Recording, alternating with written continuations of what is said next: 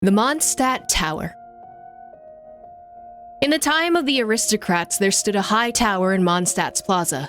It was built to honor Barbados, the animal archon in name, and yet in reality it was nothing more than a flamboyant display of wealth and power by the royals to gloat over the commoners.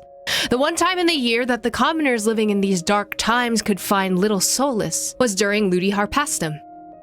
During one Ludi Harpastum, a wandering singer from a distant land arrived in the city, and the name of the lass was Inez, and everyone at the festival was enchanted by her stunning beauty. People of all ages and all walks of life vied to catch a glimpse of her throwing the harpastum and to hear her sing foreign ballads. The blessing of Barbados are for everyone. You are only sinful if you are bitter at such a joyous occasion. As she sang these verses, she handed out her earnings during the festival to the poor and orphans in the city. A frail figure stood amongst the crowds. He was a seneschal, and he fell for her at first sight. But his religious piety filled him with a frustration at his inability to suppress the emotions he was experiencing, and her acts of charity, which violated the church's right to aid the poor, irked him all the more. As is known to all, the beliefs of contemporary Mondstadters hold that the animal archon Barbados encourages people to seek love and pursue freedom. But in the Dark Ages, the animal archon slept, and the city was tormented by the tyranny of the nobles, the poverty of the commoners, and the ravage of the dragon. Meanwhile, the self-proclaimed Orthodox Church, a mere figurehead controlled by the ruling class, advocated abstinence from earthly pleasures to avert divine punishment.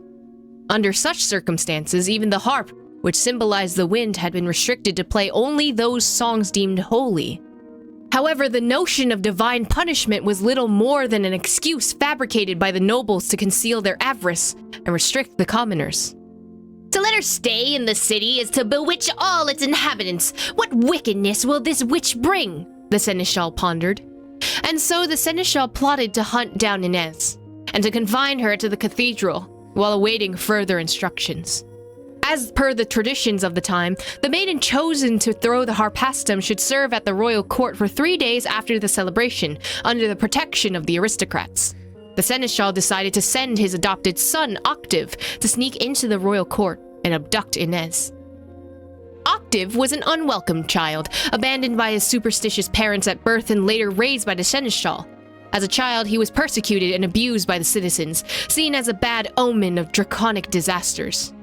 The only person who protected Octave was the seneschal, who treated him like his own son, and thus won his utmost trust. Bring the maiden who threw the harpastum yesterday to me. Disturb no one and do not mention my name. Under the orders from the seneschal, Octave climbed into the balcony of the court chambers at nightfall. Upon seeing the girl weeping in the moonlight, his pure heart was stirred, for he had never seen such a wondrous sight. He gazed at the girl, leaving his task forgotten. But the silence of the tranquil moment shared by Octave and the girl was interrupted by the servants.